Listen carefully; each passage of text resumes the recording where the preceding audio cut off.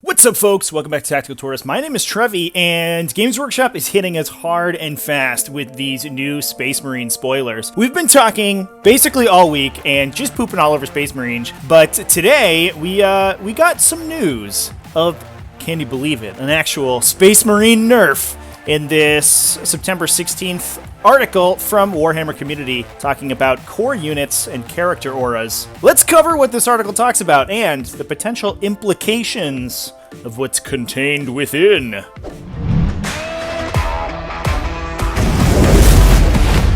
So the core of this article revolves around the new keyword core that showed up on the Heavy Intercessor Squad datasheet that we saw over the weekend from the Codex show. And I glossed right over it. But what the article spells out is that core will be a keyword that's applied to units that Games Workshop can then talk about in aura abilities. So, specifically talking about Space Marines. So when talking about aura abilities, the article breaks down that a lot of the Space Marine auras will only affect units with that core keyword. Meaning that this is an additional lever that Games Workshop can pull when balancing effects like Chapter Master, so that they don't work on specific units. They called out Repulsor Executioners here, which after the release of the Space Marine Codex kind of blew up for a while. They were absolutely everywhere. There's a triple repulsor Iron Hands list that was winning everything forever, and other factions were able to use repulsors alongside the Chapter Master buff to pretty good effect because they just have a ridiculous volume of firepower. You could convert almost all of your attacks 100%, get a whole bunch of damage out on something even with the small guns, and it was really brutal. So this gives the game designers a little bit more of control over how powerful those effects are. Now, the article goes even further and talks about the fact that a lot of these abilities won't affect the character themselves because the characters themselves won't have the core keyword.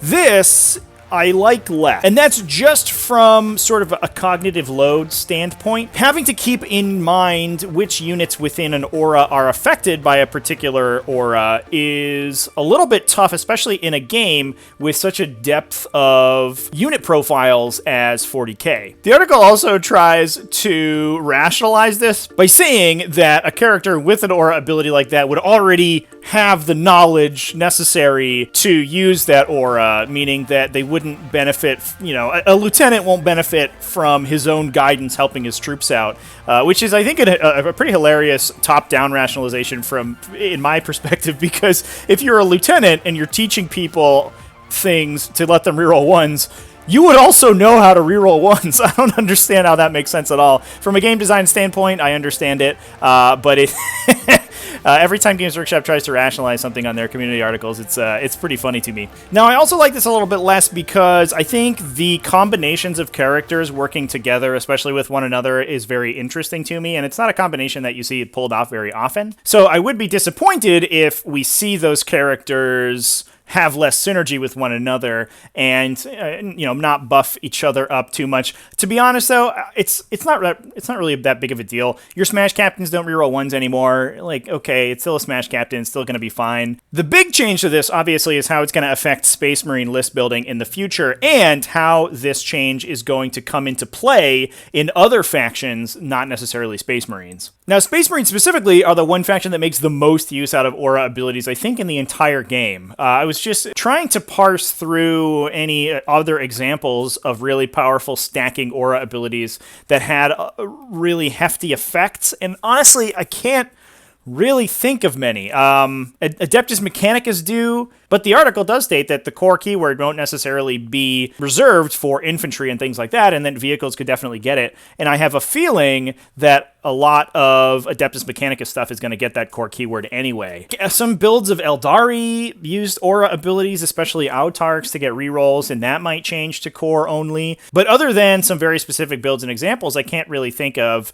any situations other than Space Marines where this comes into play. The other thing that I foresee in this is that I'm not actually sure it's going to have a giant impact on the game. Characters not benefiting themselves from their own auras obviously is a very big deal. But the article talks about other elite units, specifically Terminators and Lich Guard and bikes and things like that, also getting that core keyword. Which says to me that I think a lot of infantry units in the game, regardless of whether or not they're troops or they're very good, commonly seen in the lore or on the tabletop, are probably going to be getting that core keyword, especially in the Space Marine faction. Now, looking down the list of Space Marine profiles, especially in the troops and elites slot, I can't see very much that I wouldn't consider to be worthy of that core keyword. I imagine a lot of vehicles will not be getting it. Things like dreadnoughts and especially big heavy stuff like Leviathan dreadnoughts not getting that core keyword would not surprise me, as well as they already mentioned repulsor executioners, so I imagine repulsors and other heavy vehicles also fit into that category. But outside of maybe like Centurions, I think almost everything that we see here is probably going to be getting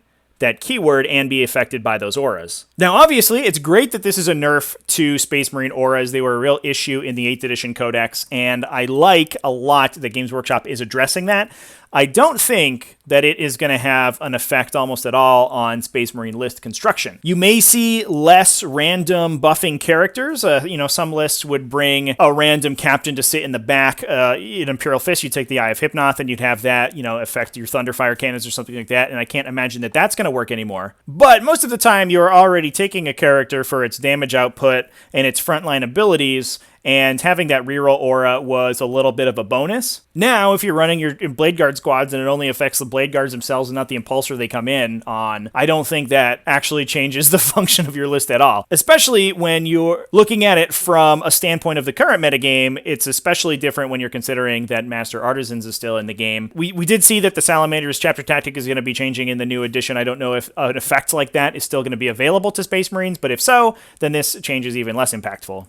Now, talking about it from a game design standpoint, I actually don't really like this change. I already mentioned a little bit before that having a character not affect itself with an aura is kind of jarring to me. But when I got into 8th edition, I actually really liked how the game treats the way a vehicle or a unit of guys acts basically identically, and changing the mechanics so that they are fundamentally different because they may or may not have this keyword, and they may or may not be able to listen to a dude on the ground yelling at them, kind of violates that. I'm also worried that it has the effect of essentially removing non-core units from viability. This Repulsor Executioner is already essentially an unplayable model in 9th edition. They do a ton of damage and they shoot really hard, but they don't sit on objectives very well, and that's really what you need them to be doing in 9th ed. If you remove that keyword and you also make it unaffectable by auras, so you're reducing its damage output even further, what's the function of the unit? It's just going to be less damage than the equivalent points in infantry models, especially looking at a lot of the Primaris infantry. And you're then wasting points on any buffs that you're already building into the list for those characters to buff those infantry. So I hope that these auras are treated with a deft enough hand so that that doesn't happen and we do see a broad internal balance within the codex. But especially if this change keeps moving on to other factions in the game, I'm really worried about units like this Executioner getting left by the wayside just because they can't be affected by aura abilities. That said, we'll have to see what the codex looks like, and obviously this is just one way the Games Workshop can balance these big, powerful single model units, and they could just require you to build your list around supporting those rather than just being able to stick a chapter master wherever you want and having it affect your whole army. For example, we already have the Master of the Forge available for Tech Marines, who can give them +1 to hit. We could potentially have Tech Marines have additional auras that could affect vehicles. There's already a lot of synergy between those unit types, and if you want to build a list focused around non-core units of a specific type, that may be possible in the new codex. Now, like I said before, currently in the game, I don't see many instances where this specific change to core units and how aura abilities work really make that big of an impact, especially in the lists that I play. I'm playing Tyranids right now. There's basically no aura abilities in the entire Tyranid Codex, and most of them are full faction, full stop. Like, you can't make Synapse not only affect core units. That would that would sort of break fundamentally how the faction works. But I am interested to see how it makes its way into other abilities. For example, it could be included on stratagems that you don't want to be used on specific models, so you just pull that core keyword off of the model, and boom, that entire line is cut off from being able to interact with a specific stratagem or special rule, something like that. I actually think that's really cool. Like I mentioned before, I do think that this is a heads-up design decision from Games Workshop because this is going to allow them to balance more effectively around big, powerful units. I hope that they don't just approach it from an aesthetic standpoint and say, you know, all the Primaris guys who are on foot are core units now. That's just, you know, how it goes. And maybe if they're worried about, you know, Boltstorm aggressors becoming too powerful, they just pull that keyword off Boltstorms and suddenly they aren't affected by Chapter Master anymore. Having additional levers to pull like that is very important. Game design is going to be a real big deal for the balance of the game in the future. So all in all, I think my impression of the change is pretty positive.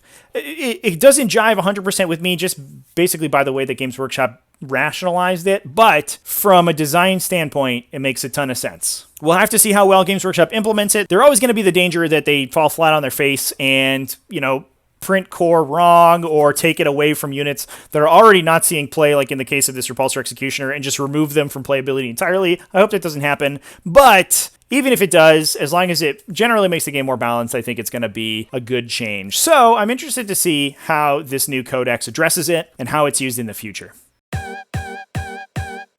Anyway, that's going to be it for the video today. Thanks everybody for watching. As always, quick shout out to my patrons. You can join them over at patreon.com/tacticaltortoise. They are just the coolest people ever, and they get all sorts of cool benefits from signing up to the Patreon. If you want to support the channel and everything we do over at Tactical Tortoise, all the events we run and cool videos we make, go on over to patreon.com/tacticaltortoise. Throw us a meme number of money, and you'll get some fun benefits. It's super cool.